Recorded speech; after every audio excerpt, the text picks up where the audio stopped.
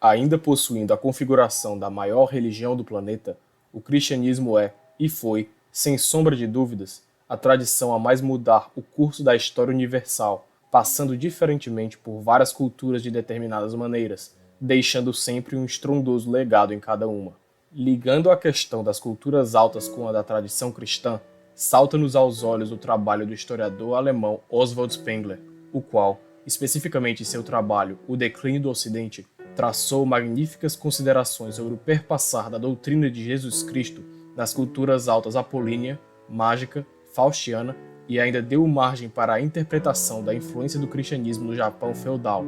A começar pela cultura apolínea, devemos relembrar que seu símbolo primordial é o ser puramente encerrado, harmônico, equilibrado e simétrico, decorrendo dele o caráter de suas ciências físicas, como no caso da estática, e matemáticas, como no caso da geometria euclidiana. Uma vez que é a partir dos símbolos primordiais dessa cultura que advém todos os outros, a maneira com que os greco-romanos ou apolíneos cultuavam suas divindades também não poderia ser diferente. Dessa forma, seus deuses sempre seriam bem delimitados em formas físicas e simbólicas. Spengler dá o exemplo das duas divindades romanas Vesta e Janus, que representariam, respectivamente, a lareira e o portão das casas das gens, ou clãs romanos, enfim divinizados. Além disso tudo, podemos facilmente notar que a cada deidade do panteão greco-romano é representada por um determinado astro do cosmos. Cronos é Saturno, Zeus é Júpiter, Apolo é o Sol e Áries é Marte.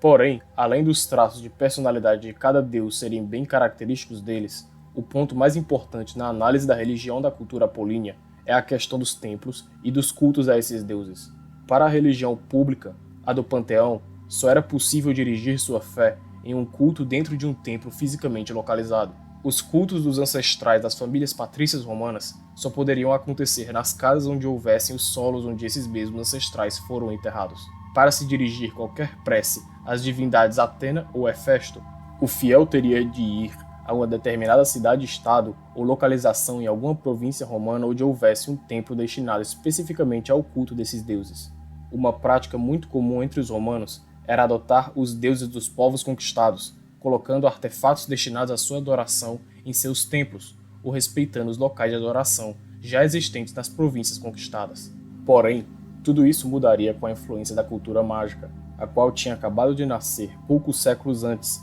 enquanto a cultura apolínea já vinha definhando no estado de civilização. A cultura mágica nasce no Oriente Médio após a queda dos grandes impérios assírio e babilônico, representado em primazia pelos povos persas e hebreus na fase de cultura, passando pelo advento do cristianismo para enfim chegar no estado civilizado perante o Islã. Seu signo anímico ou forma espiritual se resume na chamada caverna cósmica, que seria, em sua acepção mais abrangente, não necessariamente o local físico, mas sim um âmbito desconhecido, sobrepujando sua visão por meio de uma abóboda, a qual seria espiritualmente sobrenatural e superior. Dessa forma, para a cultura mágica, tudo se desdobraria, transformaria, ou melhor, se transmutaria de forma totalmente sobrenatural e supra-humana. E é disso de onde advém os signos da arquitetura, como por exemplo a bizantina e a islâmica, a ciência da alquimia, a qual floresceu no Oriente Próximo, e também o fato do monoteísmo transcendente e metafísico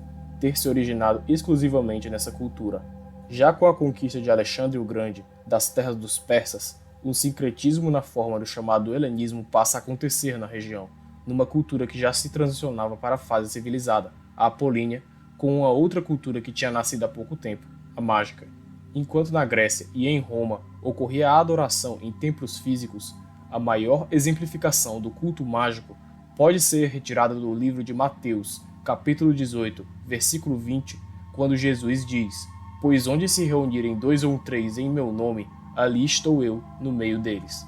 Dessa forma, em termos spenglerianos, quando se fala em monoteísmo greco-romano, trata-se apenas no sentido de que é um sincretismo ocorrido especificamente entre essas duas culturas. A melhor exemplificação disso é o culto romano à divindade Sol Invicto, pois a sua crença não é estática, mas sim alquímica. No próprio sonho do imperador romano Constantino I, o Grande, no qual ele avistou as iniciais do nome de Cristo, juntamente com a frase em latim, sob este símbolo, conquiste, pode-se notar que tal frase é altamente alquímica. Melhor ela se traduzindo nessa forma, nesse símbolo transmuta-se a vitória. Há também no culto de Sol Invicto o fato de as singularidades particulares das personalidades de certas divindades dos panteões se adicionarem em síntese em uma transmutação na construção do caráter de Sol Invicto, o que mais tarde viria também a acontecer com Jesus, sendo ele Deus Todo-Poderoso, Redentor e Bom Pastor ao mesmo tempo. Dois outros fatos importantes a serem notados é que o sincretismo ocorreu nas duas direções, primeiro do Ocidente ao Oriente, para depois ocorrer do Oriente ao Ocidente, primeiramente ocorrendo no fato de as catacumbas onde os cristãos se reunirem terem se comportado mais como templos físicos e locais de adoração a Jesus, e depois o fato de as divindades pagãs e todos os seus cultos terem se unificado simbolicamente em uma igreja de padrão mágico. Dessa forma, toda perseguição, segundo Spengler, aos cristãos durante o período imperial romano seria advinda dessa, entre aspas, igreja pagã, e não do Estado romano.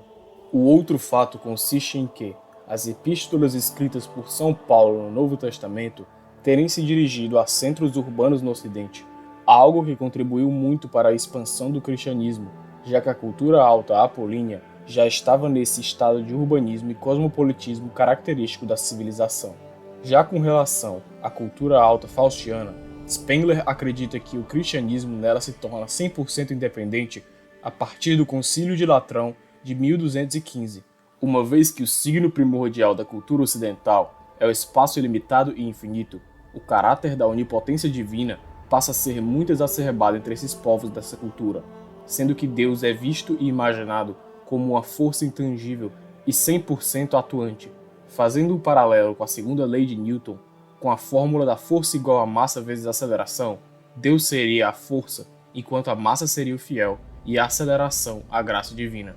Um paralelo como este só pode ser traçado porque toda a ciência, ou seja, a dinâmica, no mundo ocidental, só pode ser traçada da base cosmológica proveniente do cristianismo, pois os homens que Spengler denominou como vikings da mente, ou seja, os monges medievais, buscavam nas suas especulações científicas e filosóficas o fim último de conhecer a Deus, essa força eterna e infinita. Enquanto os vikings da mente produziam em seu laboratório a técnica faustiana e a elevavam às suas maiores alturas, os vikings do sangue, ou seja, os faustianos que se atiraram à batalha pelo ímpeto de conquista e aventura, entraram em combate com a cultura mágica, agora em estado civilizado, na forma do Islã, enquanto o cristianismo medieval se encontrava na forma culta, ou seja, ainda jovem. As cruzadas, portanto, foram para Spengler um evento que ajudou a modelar o caráter de todos os povos europeus que nelas participaram, englobando nessa aura religiosa cristã faustiana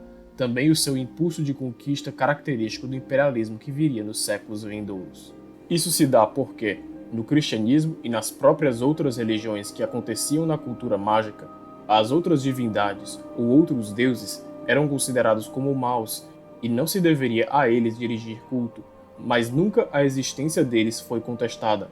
Na Bíblia, é dito para adorar apenas a Javé e não a Baal, mas nunca é dito que Baal nunca existiu. Enquanto isso, no faustianismo, essas divindades passam a ser identificadas como demônios, ou também não mesmo existindo, porque o Deus cristão é, e deve sempre ser, a única força atuante neste mundo. Dessa forma, a evangelização assume um caráter totalmente alheio a qualquer outra cultura alta, mesclando-se indubitavelmente com um impulso incessável de busca pelo movimento perpétuo do homem faustiano. Com esse desejo de englobar o mundo inteiro dentro da Igreja de Cristo, a evangelização parte do velho continente, passa pelo Novo Mundo, passando pelas cordilheiras e florestas tropicais, até chegar aos pântanos longínquos e às praias vulcânicas do Japão. A referência a ser utilizada a partir desse ponto será o livro intitulado Silêncio, do autor japonês Shusaku Endo, que foi adaptado para o longa-metragem homônimo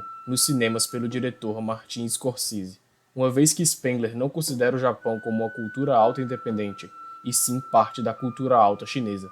Esse livro retrata o começo do Império Português na sua tentativa de evangelização do território do Japão do período Edo, tendo esse país ibérico começado as suas tentativas quando Oda Nobunaga empreendia suas campanhas militares no fim do período Sengoku Jidai, passando pelo shogunato de Hideyoshi e terminando no shogunato de Tokugawa Ieyasu. Nesse período, o Japão era um país majoritariamente budista, e Portugal empreendia suas tentativas de evangelização juntamente com a Companhia de Jesus, a dos jesuítas, e a partir da sua colônia chinesa de Macau, até o ponto de maior irradiação do cristianismo no Japão, ou seja, a cidade de Nagasaki. Há uma parte do livro, e também no filme, em que o missionário Sebastião Rodrigues indaga o padre apóstata, Padre Ferreira, sobre a crença dos japoneses em Jesus Cristo, a qual Ferreira responde que os japoneses não conseguem conceber um Deus transcendental e acima do humano, imaginando Deus como o Sol ou Jesus como o Filho do Sol,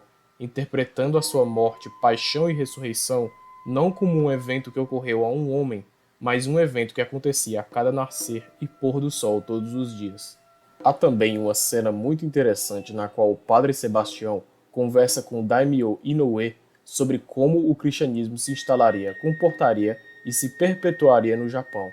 Nessa conversa, além de diversas metáforas discordantes entre monogamia e poligamia entre as duas culturas, há uma parte em que o Daimyo clama que o cristianismo não entraria no Japão justamente porque o país insular se comportaria como um pântano, o que mataria e sufocaria as raízes de doutrinas estranhas a ele, enquanto o padre se posiciona numa posição universalista, mais faustiana do que cristã, de que a verdade e, portanto, também a Igreja Católica, ipso facto de ela deter o caráter da derradeira revelação, todos os povos e lugares deveriam se submeter a ela. Assim como os faustianos e os gregos conceberam de formas diferentes, de acordo com os signos primordiais de suas respectivas culturas, a natureza tradicional, doutrinária e cosmológica do cristianismo, sem contudo efetuar modificações significativas que prejudicassem sua veracidade, os japoneses muito bem poderiam passar pelo mesmo processo, dolorosamente ou não, pois os fatos de eles, por acaso, associarem a natureza da paixão de Cristo com a figura da deusa Amaterasu no caso do Sol, não os tornaria menos dignos da salvação, da mesma forma que os gregos aceitaram Jesus e que os faustianos conceberam Deus como uma força intangível. Porém, enquanto Spengler analisa essa maneira do cristianismo se importar pelo mundo e pelas culturas de uma forma puramente histórica, é plenamente possível traçar uma visão de que Deus possibilitou a todos os povos e culturas, malgrado de diversas formas, chegar ao mesmo fim, o qual é, e sempre será, a salvação anímica do gênero humano.